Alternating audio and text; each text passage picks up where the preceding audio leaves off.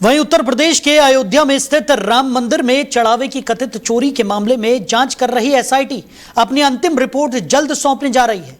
उत्तर प्रदेश सरकार ने इस मामले की जांच के लिए 1 महीने पहले 3 सदस्यों की एसआईटी बनाई थी।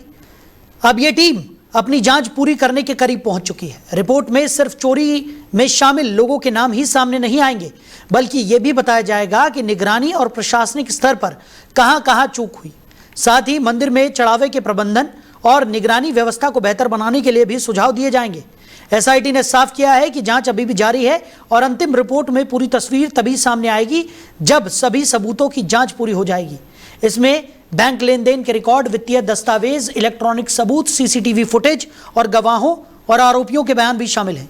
सूत्रों के मुताबिक अंतिम रिपोर्ट में सिर्फ उन लोगों की पहचान नहीं होगी जो सीधे तौर पर चोरी में शामिल थे, बल्कि यह भी देखा जाएगा कि किन अधिकारियों की लापरवाही की वजह से चोरी लंबे समय तक पकड़ में नहीं आई। जांच में यह पता लगाया जा रहा है कि निगरानी अधिकारी और चढ़ावा जमा करने तथा गिनने की जिम्मेदारी संभालने वाले कर्मचारी तय नियमों का पालन कर रहे थे या फिर नहीं। साथ ही यह भी देखा जा रहा है कि क्या शुरुआती संकेत मिलने के बावजूद उन्हें नजरअंदाज किया गया। रिपोर्ट में दान पेटियों की सुरक्षा से लेकर पैसे की गिनती, बैंक में जमा करने, निगरानी और ऑडिट तक हर चरण की जांच की जाएगी। जांच पूरी होने के बाद एसआईटी अपनी रिपोर्ट राज्य सरकार को सौंपेगी, जिसके आधार पर आगे की कार्रवाई तय होने की उम्मीद जताई जा रही है। तो इसी खबर पर ज्यादा चर्चा के लिए हमारे मैनेजिंग एडिटर रमेश ठाकुर जी हमारे साथ जुड़ गए। रमेश जी, राम मंदिर चढ़ावा चोरी मामले में जल्द ही एसआईटी अपनी अंतिम रिपोर्ट सौंप सकती है और जिस तरीके से जांच पड़ताल की गई है उसमें यह भी माना जा रहा है कि सिर्फ सीधे तौर पर जो लोग शामिल थे सिर्फ उनके ही नाम नहीं, बल्कि इस पूरी जांच रिपोर्ट में उन लोगों के भी नाम शामिल होंगे जिनकी लापरवाही के चलते इस पूरे घटनाक्रम को अंजाम दिया गया। कैसे देख रहे हैं? देखिए, बातें कहने और सुनने में तो अच्छी लग रही हैं कि एसआईटी रिपोर्ट है, उसके बाद में स्टेटस रिपोर्ट और सब चीजों को बहुत तेज गति से चीजें आगे बढ़ रही हैं।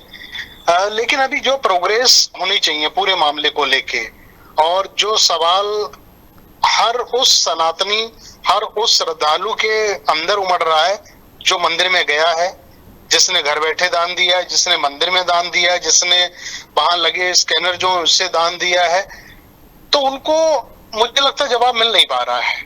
अभी ठीक बात है, हुकूमत अपने तरफ से अच्छी काम कर रही है, इसमें कोई दो राय नहीं है। क्योंकि अगर योगी आदित्यनाथ जी के जगह कोई और होते तो मुझे लगता है एसआईटी बन भी नहीं पाती। अगर सेंट्रल गवर्नमेंट के हवाले से पूरी व्यवस्थाएं होती तो भी ये चीजों ज्यादा पॉसिबल दिखाई नहीं देती थी। लेकिन हाँ, योगी आदित्यनाथ ने जिस पीड़ा के साथ में शुरुआत में एसआईटी बनाई और अब ये चीजें नई जो शुरू हो रही हैं, तो मुझे लग रहा उन्हीं की सत्कर्ता कह लो, उन्हीं की देन कह लो और तभी ये तेजी आई है। वरना मुझे लगता है मामला धीरे धीरे ठंडे बस्ते की ओर जाता हुआ दिख रहा था। लेकिन जिस तरीके से अब अंतिम रिपोर्ट सामने आने की बात भी निकलकर सामने आ रही है, उसमें बताया जा रहा है कि इस अंतिम रिपोर्ट को पेश करने में जो एसआईटी है वो कोई जल्दबाजी यहाँ पर नहीं कर रही है और इसमें सिर्फ चोर नहीं बल्कि लापरवाह अफसर जो हैं वो भी नपते हुए नजर आएंगे। रिपोर्ट में बैंक रिकॉर्ड, सीसीटीवी फुटेज और कई जो गवाह हैं उनके बयान, जो आरोपी हैं उनके बयान को भी शामिल किया गया है। यानी कहीं ना कहीं ये जो पूरी जांच पड़ताल है उसको लेकर जो तमाम तरीके के सवाल उठ रहे थे, उन तमाम सवालों के जवाब एक तरह से यहाँ पर एसआईटी की तरफ से दिए गए हैं इस अंतिम रिपोर्ट में, ऐसा माना जा रहा है। क्या आपको लगता है कि अब इसके बाद जो एसआईटी की जांच पड़ताल पर सवालिया निशान खड़े हो रहे थे उसमें कुछ बदलाव आएगा? नहीं, एसआईटी की पूरी कार्यशैली सवालों के घेरे में है, इससे अभी इनकार नहीं किया जा सकता है क्योंकि एसआईटी ने भी ऐसा कोई काम करा नहीं है। अगर हमसे ही कोई ये पूछे, अगर मैं आपसे सवाल करूं, क्या एसआईटी जो भी उसने 14 पन्नों की रिपोर्ट अपने दी है, क्या उसमें से एक पन्ना भी सार्वजनिक किया गया, पब्लिक डोमेन में आया, मीडिया को दिया, या आप हम तक वो पहुंची है? बिल्कुल नहीं। उसका जवाब होगा ना। तो इसलिए अभी सिर्फ ये बातें हवा हवाई हैं कि एसआईटी में क्या था, उनके रिपोर्टों में क्या था और अंतिम रिपोर्ट किस बात की। जो रिपोर्ट जो उनके पास पहुंची थी एसीए के पास में, संजय प्रसाद जी के पास, वो तो फाइनल रिपोर्ट थी। अब उस रिपोर्ट के बाद में ही तो ये एक FIR दर्ज होती है, 5, 7, 8 लोग पकड़े जाते हैं, वो चले जाते हैं और उनसे इंट्रोगेट किया जा रहा है। जो इंट्रोगेशन में जो चीजें सामने निकल के आ रही हैं वो तो ऐसी हैं, मतलब किसी के भी रोए खड़े कर दे, कान खड़े कर दे। अब ये बात बिल्कुल सही है, अगर ये सही से निष्पक्ष तरीके से, ट्रांसपेरेंट तरीके से सब चीजें अगर हो जाएं तो इसमें कोई नहीं बचेगा। ट्रस्ट से लेके और हुकूमत से जुड़े हुए लोग और जितने भी मुलाजिम हैं उनके ऊपर ये आंच आएगी। आंच ही नहीं आएगी बल्कि उनके ऊपर गिरफ्तारी की तलवार भी मुझे लगा लटकी हुई दिखाई देगी।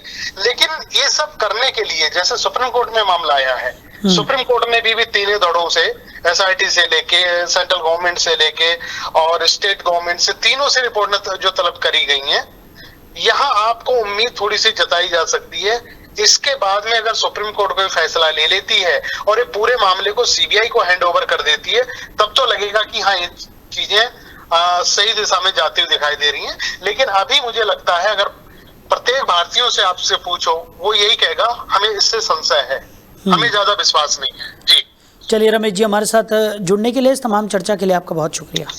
तो राम मंदिर चढ़ावा चोरी मामले में SIT जल्द ही अपनी अंतिम रिपोर्ट यहाँ पर सौंप सकती है और इस रिपोर्ट के सामने आने के बाद ऐसे कयास लगाए जा रहे हैं कि सिर्फ चोर नहीं, लापरवाह अफसर भी इसमें नपते हुए नजर आएंगे।